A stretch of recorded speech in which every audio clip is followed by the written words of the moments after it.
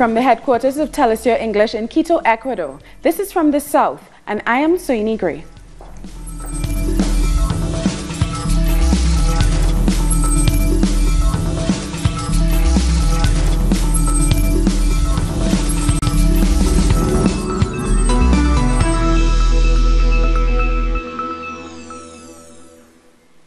Ecuador voted on Sunday to prevent unlimited re-election of public officials, effectively barring the former president, Rafael Correa, from running for president again in 2021. The National Electoral Council said around 64% of voters supported changing the rules on term limits. Voters also backed 6 other questions proposed by President Lenin Moreno, one of which will probably result in Correa's supporters being removed from key oversight positions. The others dealt with land speculation, oil and mining production, and stronger penalties for corruption and child sex abuse. Everyone, beginning with the government, is obliged to make true this mandate without any delay. We are obliged to respect and honor the voice of our people, to be consistent with this clear and powerful victory that the yes had.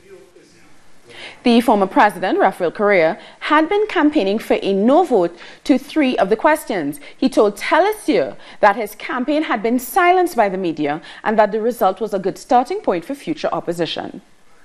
To anyone who knows Ecuador's politics, this is a great triumph for our political movement. To obtain 36% of the results while campaigning against everyone from the far right to the far left, with the media informing in favor of the government and against us, with a biased National Electoral Council that didn't allow our propaganda for close to 10 days, we obtained 36% of the votes in the questions we campaigned for people to vote no on. Those were questions 2, 3 and 6. They obtained 64%, but 37 political organizations were campaigning for a yes vote. And earlier, Telesur's Pablo Banco gave us more details on the referendum results. We've come to the end of a long voting day here in Ecuador, and the results from a quick count from the National Electoral Council have given a victory to the yes campaign in each of the 7 votes, registering between 63% and 74% in favor of the yes side, depending on the actual question. Now, the turnout was about 74%, which is lower than is usually registered here in the country, and the yes campaign won all of the provinces with a notable exception of Manabí, the province that was hit by the earthquake in 2016. Now, President Lenin Moreno also took to the airwaves, making a televised address as the quick count vote was being televised by the National Electoral Council, saying this is an overwhelming victory for all of us, and it shows us that the future will not be stopped. Former President Correa, who headed up the No campaign, also took to social media as well as to the airwaves, speaking with Telesur, also saying on his Twitter, "Congratulations to all of our activists. No movement on the yes side can obtain 36%, which is what we achieved. Worse in such a short time and in such an unequal struggle." Correa obviously highlighting the fact that despite the loss, his movement, which split from the ruling País Alliance, remains strong. Now, while this chapter of the Ecuadorian political saga comes to a close, things continue tomorrow with former President Correa having to testify at a hearing around the PetroChina case, where the pre-sale of Ecuadorian oil to China is being investigated. Thank you, Pablo, for that report. The Electoral Authority in Venezuela is meeting to set a date for the presidential election, which the Constituent Assembly said should be held at the end of April. It comes as talks with the Venezuelan opposition are set to resume in the Dominican Republic, and a day after thousands took to the streets in Caracas to mark the anniversary of a civic-military rebellion led by Hugo Chavez in 1992. Thousands of people marched on Sunday in Caracas to commemorate the civil-military rebellion led by Hugo Chavez against Carlos Andrés Pérez. We are here to remember this day of dignity. The Commander Chavez came out and said, "For now," and we want to make that into forever. This Caracas resident is talking about the famous phrase, "for now," coined by President Hugo Chavez when the rebellion wasn't fulfilled. A few years later, Chavez took office. It was 1998, and it was the start of the Bolivarian Revolution. Today, here's the strength of the people of Venezuela, transmitting it to the whole world, saying that in the union lies the strength, and for them to be heard by those who try to oppress them.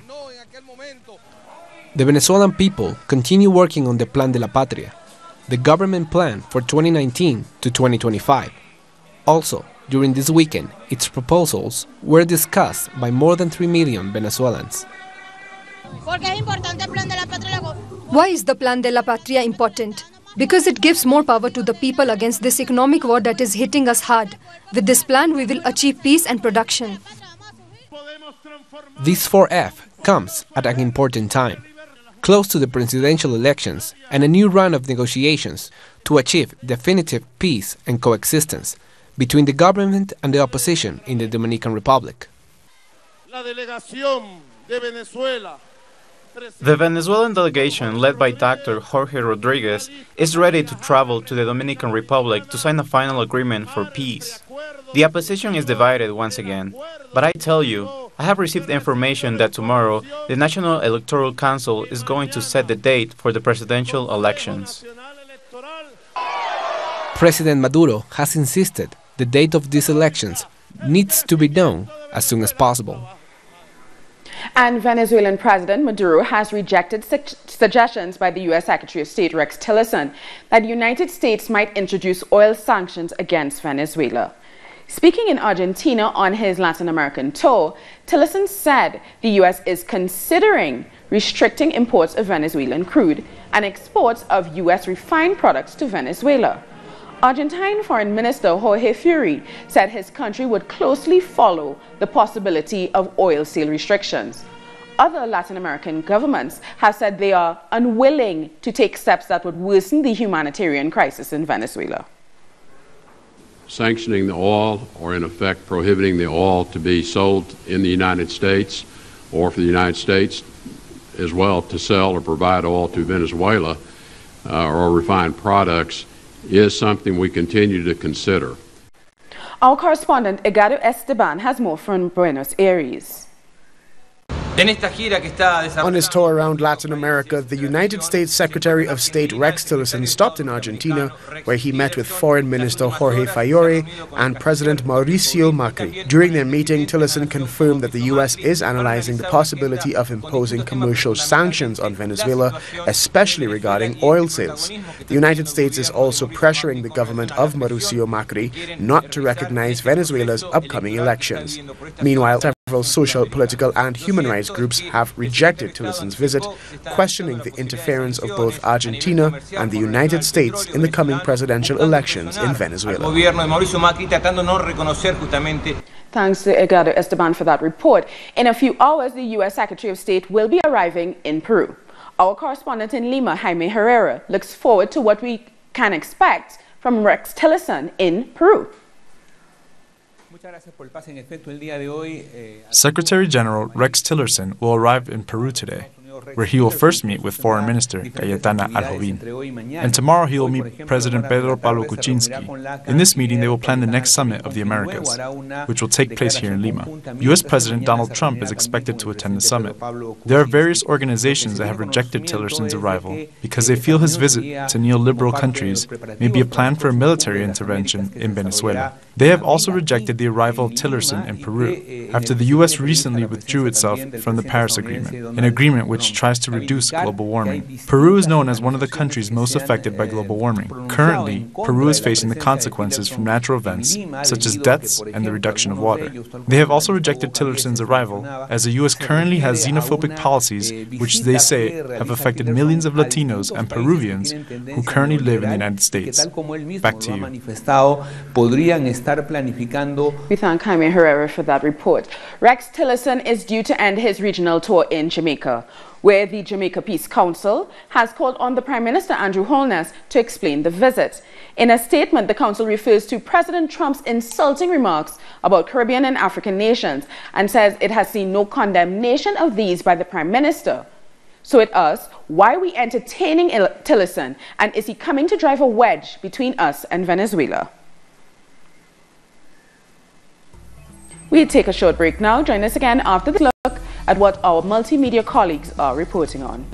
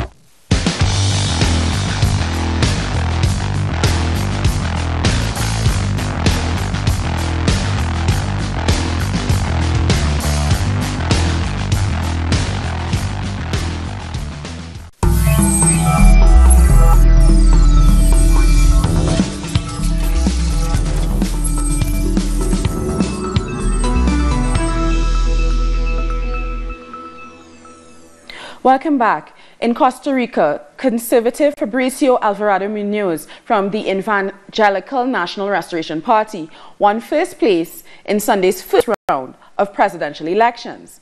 Alvarado, who last month only had 3% in the polls, shot to prominence after denouncing a court ruling calling on Costa Rica to give civil marriage rights to same-sex couples. The election will go to a second round in April when Alvarado will face former Labor Minister Carlos Alvarado Quesada. Today we lived through a day where the invitation, more than just to vote, was to join together in a movement, like a Costa Rica which is great. Costa Rica is great. Today, Costa Ricans went out to vote. The message was clear. Costa Rica doesn't want more of the same. The challenges that we face are great, not just in one matter but in several matters. In economic matters we have great challenges ahead. In the field of citizen safety we have great challenges ahead. Climate change in a country so wonderful in its biodiversity also sets us great challenges. And the transformations we wish for urban mobility, for public transport, require from us a great job in this country. A group of women in Heredia voted in Costa Rica's presidential election dressed up as characters from the series The Handmaid's Tale to protest for women's rights. In a news release, the group of women said they were protesting for a secular state since there's a lot of work to be done to reach a true equality. We vote for our rights, for our safety, for freedom, they said. Videos and stills shared on social media showed the women being cheered as they entered the polling stations and later casting their votes. In Panama, a victory for the LGBTI community in the fight for same-sex marriage and gender identity to be recognized. but conservative groups are pressuring the country to go on a different path. We have more in this report. The Electoral Tribunal said same-sex marriages celebrated outside Panama can now be registered in the country. People will also be able to register their gender identity on official documents, a breakthrough achieved by the LGBTI community. This decision came after the Inter-American Court of Human Rights defended same-sex couples. Un avance, la opinión consultiva que hizo la CIDH. The defense of the Inter-American Court of Human Rights opens the road for Panama's court to favor human rights. As a group, this decision gives us an alternative to turn to an organization that will protect our collective rights. The Inter-American Court's decision could lead to the Supreme Court in Panama to file a constitutional challenge against the article that allows marriage only between heterosexual couples. It's important for LGBTI groups to organize and to support those people who have to face legal measures. We know what the Inter-American Court of Human Rights will say, and it would be a shame if Panama doesn't change its laws, according to what the International Court is saying. In spite of this, conservative groups in the country are fighting against this measure and have pressured public officials. Panama is a republic, and as such, the republic has to defend all human beings, and that includes all the people that conform the LGBTI community, women and any other person that is part of a minority. That protection includes equal rights, including civil rights. Close to 200,000 people are part of Panama's LGBTI community. These measures could alleviate years of discrimination in a country where homosexuality only stopped being a crime in 2008. The Honduran opposition continued their street protests over what they say is election fraud. Chants of Fuera JOH filled the streets of Tegucigalpa on Saturday as hundreds of Hondurans protested against the fraud that led to the re-election of President Juan Orlando Hernandez. And we go to Nicaragua, where Foreign Minister of Venezuela, Jorge Arreaza, had an intense weekend. On Sunday, he was received by the governmental authorities there. Avenue Bolívar Chávez in the heart of Managua is a symbol of the friendship between Nicaragua and Venezuela. Here we find Juana, a street vendor that assures us that the social projects between the two nations have impacted the quality of life of Nicaraguans. There have been a lot of changes because they have made agreements for the good of the country. They have been creating jobs. Precisely one of the purposes of the visit of the Foreign Affairs Minister Jorge Arreaza is to review the agreements that already exist between the two nations in matters of agriculture, energy, and health. The politician has said that to confront the imperialist threats, the best tactic is to maintain peace and stability. As we were in Cuba, we had to come to Nicaragua as well. And here there are the joint strategies to win, and we need to design them in this historical moment. And we have to constantly revise them. They cannot be static. They have to be flexible, and that is why we should keep in touch always.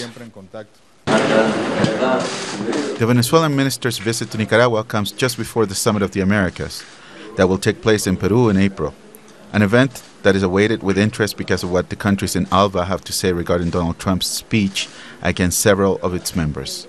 Here we are confirming our brotherhood, our solidarity. Violence, war, and threats are not the way for peace, stability, and coexistence of the people in the world. During his visit to Nicaragua, Arreaza talked with diplomats, intellectuals, and Nicaraguan artists. All of them condemned the measures taken against Venezuela, which they define as a clear international rights violation. The Venezuelan minister traveled on Sunday to the department of Atelia, 150 kilometers north of Managua, where he participated in acts of solidarity towards the Bolivarian Revolution organized by social movements in Nicaragua. The Black History Month 2018 opening program kicked off in musical style in Barbados on Sunday. The Pan-African Coalition of Organizations thanked Indira Gonzalez, the head of the Venezuelan Embassy in Barbados, and her staff for attending the opening ceremony, also attended by David Denny, who's a trade unionist and member of Friends of Venezuela Barbados, and with performances by the Calypsonian Gabby. In Brazil, dancers from various samba schools in Rio de Janeiro did their technical rehearsals for the city's famous carnival parade due to start on February 9th. Drummers, dancers, and revelers filled the Samba Drome, dancing energetically to the beat of samba drums. In the carnival competition, several samba schools will be judged on choreography, atmosphere, organization, and singing. Some people were not happy that all samba schools were able to rehearse at the Samba Drome this year due to a lack of funding. It's terrible that not all samba schools had funds to rehearse. This is the carnival of the people. The real rehearsals were for the people in the Samba Drome. The happiness of the people was cut short. And in Haiti, the carnival has already started. Thousands of people filled the streets of Jacmel on Sunday to celebrate the start of carnival with mass, dancing, and music. But for some residents, the carnival won't be the same this year due to the absence of the former Haitian president and musician, Michel Martelly. The local cultural committee banned his participation over what they say is the strong content of his popular songs. Michel Martelly's participation has been banned. It is not normal. There is no carnival without Martelly. The one thing I cannot explain is the reason why they do not want him to show up. If he were here, there would be more warmth. Look, all those people are waiting for Martelly. We'll take one last short break. Join us after a look at what our multimedia team is reporting on.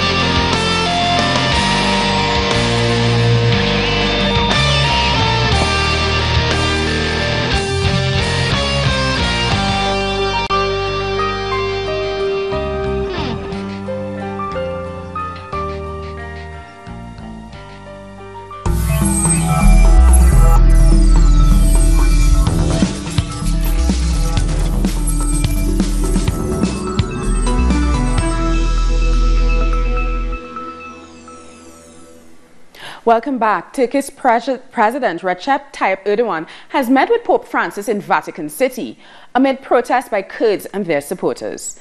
During the meeting, they discussed the status of Jerusalem, the need for peace and stability in the Middle East, and the fight against terrorism. Some 3,500 police and security forces were on duty in Rome for fears of demonstrations becoming violent. Now let's have a look at some other stories from around the world. The prime surviving suspect in the 2015 Paris attack, Salah Abdel Salam, said he would not answer any question during the trial in Belgium over a shootout in Brussels in which 3 police officers were wounded and a fellow attacker was killed. Abdel Salam, a Belgian-born French national of Morocco origin, was arrested 4 months after the Paris attacks. As for yourself, sir, can you please stand up, Mr. Abdel Salam? Can you at least answer the questions regarding your identity? Just on your identity, sir, are you Salah Abdel Salam, born in Brussels on September 15, 1989? I don't wish to answer your questions. Tens of thousands of Greeks rallied outside the parliament in Athens on Sunday protesting against the use of the term Macedonia in any settlement the government pursues with its Balkan neighbor to end a decades-old name row. Greeks were irked after the small Balkan country, for decades a part of the former Yugoslavia, gained independence in 1991 and wanted to call itself Macedonia, the same name as Greece's northern Macedonia region. The latest protests come after Greece and Macedonia, mediated by the United Nations, restarted talks last month to resolve the naming dispute. South Korea's presidential Blue House has welcomed the North Korea ceremonial leader Kim Jong-nam's unprecedented visit to South Korea as hopes grow for high-level inter-Korean talks during the Winter Olympics that begin in 4 days. Kim Jong-nam is the most senior North Korean official to cross the border into the South since the Korean War ended with a truce in 1953. Kim's visit shows North Korea's resolve for improved inter-Korean relations and the success of the Olympics, as well as its sincere, earnest attitude. South Africa's ruling African National Congress Party is holding meetings to decide the fate of President Jacob Zuma, who is under growing pressure to step down amid corruption allegations.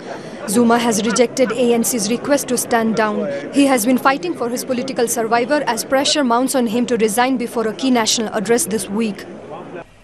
Philadelphia Eagles supporters came out en masse to celebrate their team's first Super Bowl victory over the New England Patriots. The Eagles won the 52nd Super Bowl by beating the New England Patriots by 41 points to 33 in what is called an extraordinary encounter. And we've come to the end of this daily news brief. For these and many other stories, you can find them on our website at telesitv.net/English. And join us on social media, Facebook, Twitter and Instagram. For Telesur English, I'm Soini Gray. Thank you so much for watching.